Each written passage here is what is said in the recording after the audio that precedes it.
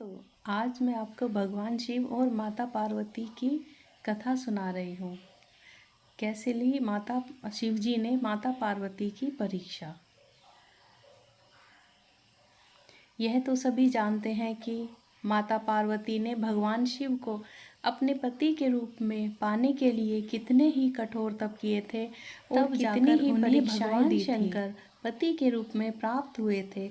ऐसी ही एक कथा का जिक्र पौराणिक ग्रंथों में मिलता है, जब भगवान शंकर ने मगरमच्छ बनकर माता पार्वती की परीक्षा ली थी। जाने पूरी कथा। इस कथा को पढ़ने से आपका मन शांत होगा और भगवान शिव की भक्ति में आपका ध्यान लगेगा। एक समय की बात है, माता पार्वती घोर तप कर रही थी। उनकी भक्ति और तप को देखकर देवताओं ने शिव जी से माता की मनोकामना पूरी करने के लिए कहा था। तब शंकर जी ने पार्वती जी की परीक्षा लेने के लिए सप्त ऋषियों को भेजा। सप्त ऋषियों ने माता के सामने शंकर जी के बारे में बहुत कुछ बोला, उनके सैकड़ों अवगुण गिनाए, परंतु इन सब बातों का पार्वती जी पर कोई प्रभाव नहीं पड़ा। उन्हें दृढ़ निश्चय और संकल्प के साथ तप जारी रखा। जब इस सब से भी बात न बनी तो भगवान शंकर ने खुद परीक्षा लेने की ठानी।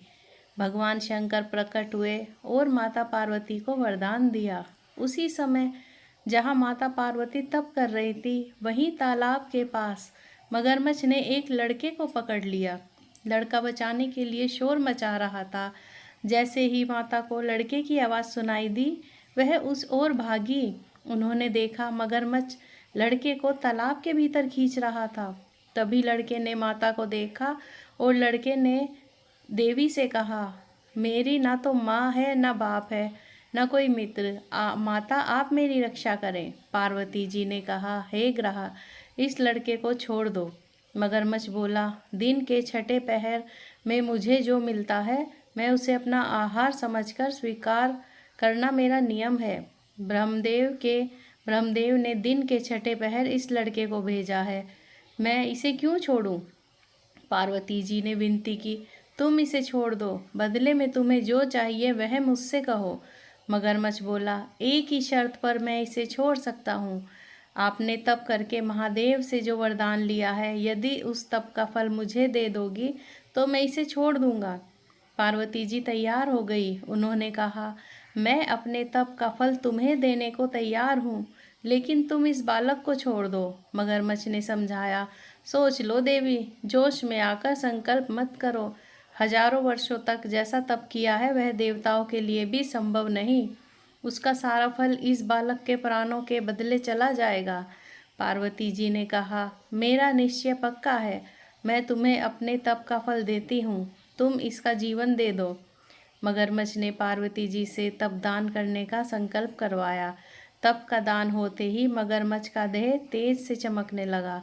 मगर बोला, हे पार्वती, देखो तप के प्रभाव से मैं तेजस्वी बन गया हूँ। तुमने जीवन भर की पूंजी एक बच्चे के लिए व्यर्थ कर दी। चाहो तो अपनी भूल सुधारने का झगड़ा एक मौका और दे सकता हूँ। कैसे? पार्वती जी ने कहा, हे ग्रह, तब तो मैं पुनः कर सकती हूँ, किंतु यदि तुम इस लड़के को निगल जाते तो क्या इसका जीवन वापस मिल जाता? देखते ही देखते वह लड़का अदृश्य हो गया। मगरमच्छ लुप्त हो गया। जब शिव जी का पार्वती जी ने विचार किया वे अजन्मे कि मैंने तब तो दान कर दिया, अब पुनः तप आरंभ करके भगवान भोले माता पार्वती ने फिर से तप करने का संकल्प लिया। इस कथा यह देख भगवान शिव होती है कि फिर से प्रकट हुए और उन्होंने पूछा, शादी के बाद माता पार्वती क्या कर रही हैं? तब माता ने कहा थी कि मैंने अपने तप का दान कर दिया है, तो अब आपको वे अपने पति रूप में पाने के लिए कोई मैं फिर से तप करूंगी। जब महादेव ने कहा पार्वती जी के मन में यह बात कई बार के रूप में मैं ही, लेकिन उन्होंने शंकर जी को नहीं बताई। तप का दान मुझे ही किया है, मैं तो बस तुम्हारी परीक्षा ले रहा था कि जी के मन तुम्हारा चित्त प्राणी मात्र में सुख दुख का अनुभव करता है या नहीं। से एक देवी को उत्पन्न किया। अभी तुम्हें पुनः तप करने की आवश्यकता नहीं है। बड़ा विचित्र था। यह सब जानने के बाद देवी ने महादेव को प्रणाम कर प्रसन्न मन से विदा किया। नाम असावरी देवी रखा। इस तरह माता पार्वती को ननंद मिल गई। एक कथा पार्वती ने असावरी देवी को स्नान करवाया माता और फिर भोजन पर आमंत्रित किया से आया, लेकिन असावरी देवी ने जब खाना शुरू किया तो माता पार्वती भगवान शिव सारे भंडार खाली हो गए। इससे पार्वती जी को बुरा लगा, पौराणिक कथा के अनुसार एक बार माता पार्वती के बाद असावरी देवी नाराज हो गई थी अपनी भाभी के साथ मजाक शुरू कर दिया। के बीच ने पार्वती ऐसा झगड़ा हुआ अपने पैरों की दरारों में छुपा लिया। शंकर जी खोजते हुए आए तो जोर से पैर पटक कर बाहर निकाला। इससे माता पार्वती बहुत आहत हुई। उन्होंने पति से कहा कि आप तो ननंद को उसके ससुराल भेज दो। भगवान समझ गए कि भाभी ननंद में बहुत पटने वाली नहीं है। इसके बाद उन्होंने असावरी देवी को कैलाश पर्वत से विदा कर दिया। दोस्तों, आपको ये कथा कैसी लगी? अच्छी लगी हो तो like, share, comment and subscribe ज़रूर करना। एक और कथा इसी में हम सुना रहे हैं शिव और पार्वती की। शिव के मजाक से नाराज हो गई थी पार्वती, फिर संसार ने देखी तबाही। दोस्तों, आम पति पत्नी के बीच यदि झगड़े हों तो परिवार में कलह आ जाता है, लेकिन पौराणिक कथा के मुताबिक जब शिव जी के मजाक से माता पार्वती नाराज हो गई थी, तब दोनों के बीच ऐसा झगड़ा हुआ था कि पूरे संसार में तबाही मच गई थी। जिसके बाद इस कलह को रोकने के लिए देवताओं को कलकलेश्वर महादेव मंदिर में आकर पूजा करनी पड़ी थी। एमपी के उज्जैन में स्थित कलकलेश्वर महादेव मंदिर से एक रोचक कहानी जुड़ी हुई है। माना जाता है कि माता पार्वती एक बार मंडप में मातृकाओं के साथ बैठी थी। उनके बीच में उनका रंग दबा हुआ लग रहा था। तब भगवान शंकर जी ने कहा कि हे महाकाली, तुम मेरे पास आकर बैठो। मेरे गौर शरीर के पास बैठने से तुम्हारी शोभा बिजली की तरह होगी, क्योंकि मैंने सफ़ेद रंग के सांपों के कपड़े पहने हैं और साथ ही चंदन भी लगाया है। ऐसे में यदि तुम रात्रि के समान काली मेरे पास बैठोगी तो मुझे नज़र नहीं लगेगी। शंकर जी की ये बात सुनकर माता पार्वती नाराज हो गई। उन्होंने शिव जी से कहा, आपने जब नारद जी को मेरे पिता के पास मुझसे विवाह का प्रस्ताव देने के लिए भेजा था, तब क्या आपने मेरा रूप नहीं देखा था? इसके बाद भगवान शिव और माता पार्वती के बीच लड़ाई शुरू हो गई। दोनों के इस विवाद के बढ़ने पर तीनों लोकों में प्राकृतिक आपदाएं आने लगी। पंचतत्व अग्नि, वायु, आकाश और पूरी पृथ्वी में असंतुलन होने लगा और चारों तरफ हाहाकार होने लगा।